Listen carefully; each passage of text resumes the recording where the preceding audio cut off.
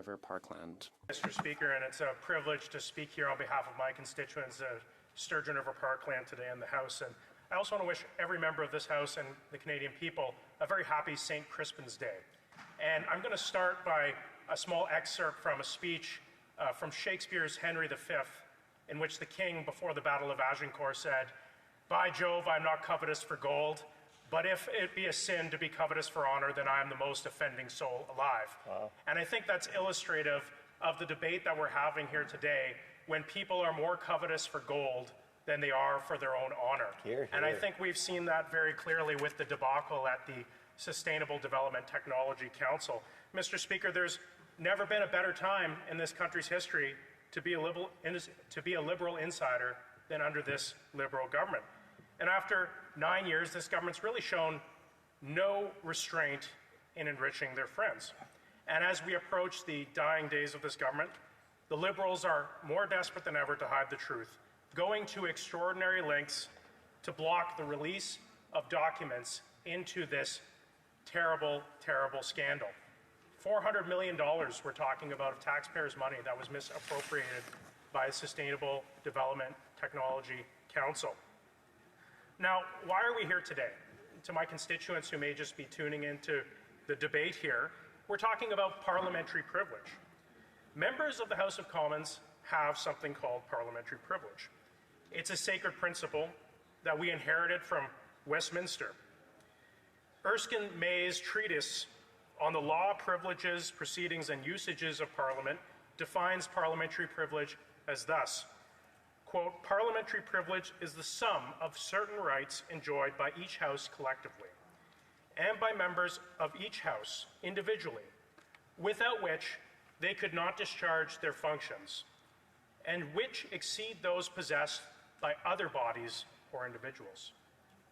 This Liberal government has violated the rights of Parliament and parliamentarians by refusing to turn over all the unredacted documents relating to the scandal at the Sustainable Development Technology Council. Now, the powers of parliamentary privilege are rooted in the Constitution Act of 1867 and the Parliament of Canada Act. This issue is such a significant issue that has led to essentially the shutdown of all other parliamentary debate as we undergo this privilege motion. Now, some members, including a member across recently, have pointed to the previous government's refusal in 2011 to release documents. Well, the fact is that this issue was taken to a higher power. In fact, the highest power of the land. What power is that, you may ask? The people. And they decided to give that government a majority mandate after an election was fought. The people, the highest power, vindicated the government of the day's position. The fact is that this Liberal minority government has no mandate from the people to defy the will of Parliament. And if they believe they do, which clearly they do, they should call an election so that they can get that mandate from the people. But the fact is they're not willing to go to the highest power in the land because they already know what that answer will be. A massive defeat. It will be a resounding rejection of their decision to defy the will of Parliament and refuse these documents. Now, if they want to keep hiding these documents in violation of parliamentary supremacy, they must call an election to get a mandate from the people. Now, I want to go into how this motion that was put forward came to be and why we're here today. The Auditor General of Canada, an independent office, investigated Sustainable Technology Development Canada and found that Liberal appointees gave $400 million of taxpayer dollars to their own companies, involving 186 instances of conflicts of interest.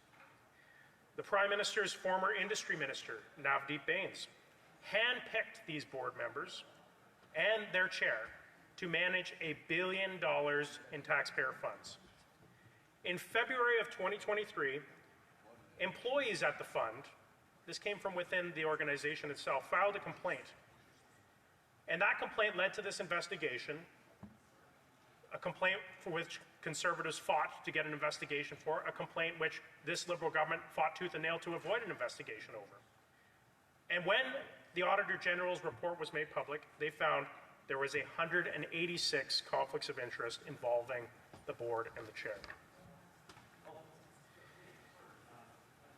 They did a sample, and they found that 82% of the cases that they investigated had a conflict of interest. 82% of cases. This isn't just an off case where somebody, maybe mistook the rules and had a minor interest in something and didn't think it mattered. 82% of cases in a sample taken showed conflicts of interest. In one case, Annette Verschuren, who was the Liberal-appointed chair of this Green Slush Fund, gave $217,000 to her own company, and they have yet to return the money. According to one of the whistleblowers from the organization, quote, "Our democratic systems and institutions are being corrupted by political interference." The people in the organization itself are saying that there is political interference going through this case. Now, this fund operated well. There was laudable goals, providing funding to promote sustainable development and new technologies. I know there's companies in my riding that have accessed this funding. But under this Liberal government, it's been allowed to turn into a slush fund. In fact, under the previous Conservative government, when this fund was looked into, it was given a clean bill of health. That's right. It's only under this Liberal government, under the decay, under the negligence, under the turning a blind eye to corruption, that this once pristine institution, this once pristine organization, has been allowed to descend into the mires of this corruption. And though SDTC should be at arm's length from the government, it isn't. It was found in numerous cases that this government had intricate involvements in the day-to-day affairs of SDTC, something that makes it ripe for corruption and ripe for political interference. I want to go in to talk about some of the cases here, just to elaborate for Canadians just how serious this is. And one board member, who was a board member from 2015 to 2021, their companies they had an interest in, received $114 million while they were sitting on the board. They didn't recuse themselves. In this case, the company in question, Cycle Capital, the value of this company tripled during this member's time on the board of directors. And you know who was Cycle Capital's paid lobbyist during this time period? Well, it was the current Liberal Minister for the Environment. Talk about strong ties. This person was appointed to the Infrastructure Bank's board of directors in 2021. No bad deed goes unrewarded under this Liberal government, and allocated an additional $170 million to Annette Verschuren's company when Verschuren was the chair of SDTC. Now, the Minister of Environment, before entering Parliament, was the lobbyist for this company that tripled in value, that received an immense amount of funds from this fund. He lobbied 25 times just in the year before he was elected to the House. The Prime Minister's office and the Industry Department gave his client over $100 million from this fund. And when he became a cabinet minister, it didn't end. He approved $750 million in funding through SDTC, and $250 million of that went to guess who? Cycle Capital, a company that the minister continues to hold shares in to this day. In another case of a slush fund board member, who was handpicked by the Prime Minister, admitted in committee that $17 million went to companies in which he had interest. $17 million. In another case, a former political staffer, who was a political staffer for Liberal Environment Minister David Anderson, who was a political organizer for the Prime Minister in British Columbia, approved $5 million for companies in which he had an interest. The board chair, who I've mentioned before, Minister Navdeep Bains replaced the previous chair of the Sustainable Development Technology Council with Annette Verschuren, after the previous chair criticized the government's tech policies. So much for listening to the experts. So much for muzzling experts. You know who that previous board chair was? Jim Balsillie.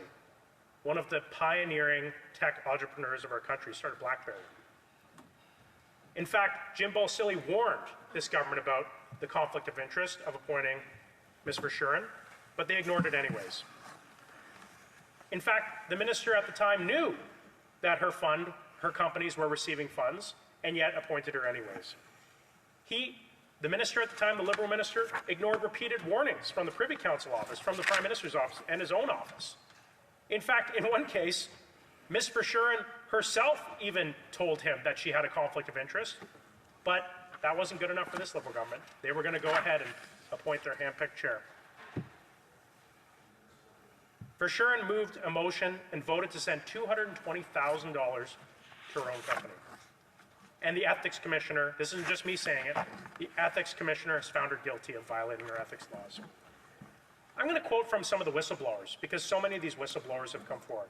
Those of you watching, maybe you want to give the government the benefit of the doubt. Maybe it's just the Conservatives spreading misinformation. Well, here's some quotes from whistleblowers from the organization itself. Quote, "The true failure of this situation lies at the feet of our current Liberal government." Quote, "Our democratic systems and institutions are being corrupted by political interference." Quote, "A straightforward process became a bureaucratic nightmare, allowing SDTC to waste millions and abuse employees." Quote, "The current government is more focused on protecting itself from public scrutiny." Another whistleblower said, "I think the Auditor General's investigation was more of a cursory review. I don't think the goal and mandate of the Auditor General's office is actually to look into criminality, and I'm not surprised by the fact that they haven't found anything criminal, because they're not looking at intent. If their investigation was focused on intent, of course they would find criminality." Another whistleblower, "I know the federal government, like the minister, has continued saying that there was no criminal intent and nothing was found, but I think the committee would agree that they're not to be trusted in this situation. I would happily agree to whatever findings are made by the RCMP, but I would say that I wouldn't trust that there isn't any criminality unless the RCMP is given the full authority to investigate." And that's what we're debating here, is giving the RCMP the full unredacted documents, not just the documents that the government wants to give them, the documents that Parliament has ordered them to give to the RCMP. Another whistleblower, "Again, if you bring in the RCMP and they do their investigation, they find something or they don't, I think the public would be happy with that. But I don't think we should just leave it to this current federal government or the ruling party to make those decisions. Let the public see what's in there. Just as I have always been confident that the Auditor General would confirm the financial mismanagement, I am equally confident that the RCMP will substantiate the criminal activities that occurred within the organization." In terms of all the information the RCMP has received from ISED or the Auditor General, the question to them is, were any of them looking for criminal intent? It's one thing to say no criminal intent was found, but the question to ask the Auditor General or anyone else is, were they looking for criminal intent or were they not? And if you look at the scope of the RCGT report or the Auditor General's report, that was not within the scope of their mandate. And that's why we need the RCMP to investigate. It wasn't in the scope of the Auditor General's mandate to look into whether there was criminal actions. On the surface, I think there is evidence that points to possible criminal actions. But that's really up for the RCMP, and they can't do their job unless they get the full documents. Now, Mr. Speaker, why must the House obtain these documents? Well, whistleblowers claim that criminal intent would be found if the documents are given to the RCMP. So this government should not be withholding these documents in any way. A majority of members in this House passed a motion demanding that these documents be turned over. And the Liberals refused, or heavily sent heavily redacted documents instead. The Leader of the Opposition has argued that Parliament's rights were breached, and the Speaker of the House agreed. This is not the only Liberal scam. We know during the pandemic that Liberals gave themselves unlimited taxing and spending powers. We know that the Prime Minister has been found guilty of violating ethics laws 4 times. We know that the Prime Minister tried to hand $900 million to a company that was paying his own family members. And I found it very interesting going back over the We Charity debates to learn that there was many other wonderful people who had wonderful experiences who were speaking at these We Charity events. They weren't getting paid anything. Curiously, it only appeared to be members of the Prime Minister's family that were getting paid. What a coincidence. Questions that still need to be asked. answers that have yet to be given.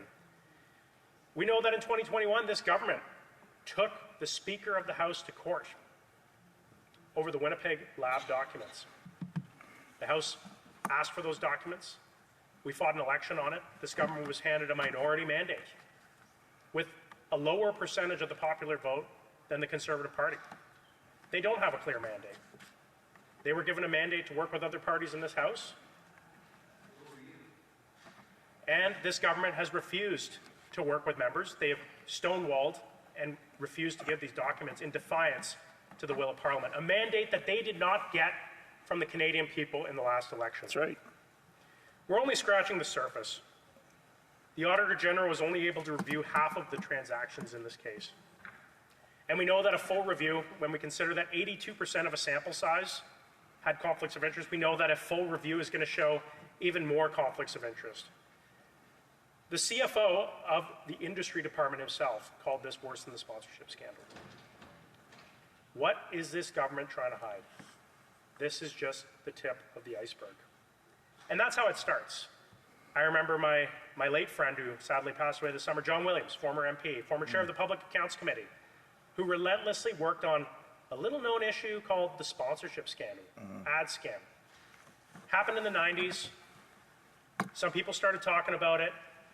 It really blew up in the 2000s. And it was only because of the relentless work of opposition parties in this Parliament and that committee that Canadians got the truth. And then the Gomery inquiry, which showed that this Liberal Party misappropriated funds, were sending funds to ad agencies, funds which were being returned to the Liberal Party in the form of donations. And my late friend John Williams passed away this summer, always told me that the thing that separates a great society from a failing society is accountability. That was his watchword in his life, accountability. And under this Liberal government, accountability has been allowed to go by the wayside. That's right. We're doing our best here in the opposition. We're standing up here every day exposing this government's corruption. We're exposing their lack of transparency. Remember when they were talking about open by default back in 2015? Sunny ways. We've come a long way in these past 9 years. I think Canadians would be right to be pretty cynical about this Liberal government. That's right. You know, they talk a lot about slogans in this House, but we remember those slogans. And they've been tossed to the wayside along with accountability, Mr. Speaker. And it's that accountability that's so essential because in great societies, when we have institutions that work as they should, when we have government that respects the rule of law, respects the wills of their parliament, there is transparency. And when there's transparency, there's accountability. And when there's accountability, people do their job and don't steal money. They don't covet gold, they covet honor. Hear, hear. And we should all covet honor in this House. We should all be proud to be the most guilty person to covet honor. But under this Liberal government, hundreds of millions, billions of dollars, if you're looking at the broad swath of scandals that have happened under 9 years of this Liberal government, we've seen that what has been allowed to fester in this country is the coveting of gold, the coveting of taxpayer money, which has been misappropriated for the benefit of the few to the detriment of the people. That's right. The people, the highest power in the land, the people who send us here, the people that give us a job to do, the people that we have to be accountable to at the end of the day. Now, Conservatives will always push for accountability. We're the people that brought in the Accountability Act, after all. And I think after we form government again, there's going to have to be some revisions to that Accountability Act, because after 9 years of this Liberal government, they've certainly given us a lot of examples of the ways that they could get around those rules, that they can abuse the processes. And so I think there's going to have to be a lot of updates to that document, because they've given us a lot of lessons in what not to do and how not to run a government. This Liberal government's comfortable with wasting hundreds of millions of taxpayer dollars. There doesn't appear to be any real effort from this government to recoup that money. They've broken the trust of hardworking Canadians. They've broken the trust. The Prime Minister's trust has been broken. They've broken Canada. They've broken Canada. The Liberals do not have a mandate to defy the will of Parliament. They do not have a mandate to withhold these documents from the RCMP. And if they want to get a mandate, as I said earlier, it's time to call an election, That's right. so that the Canadian people can decide if they're right or wrong. Now, I'm not afraid to ask that question, but I know the members on the other side are afraid to ask that question. Here. And so let's get to an election right now. Thank you, Mr. Speaker. Questions and comments? Question commentaire, the Honourable Parliamentary Secretary to the Minister of Environment and Climate Change. Thank you very much, Mr. Speaker. I'd like to thank the member, my colleague, for his speech today, and I'd also like to say that I respect him very much. I respect his work on Environment Committee recently, particularly just the other day.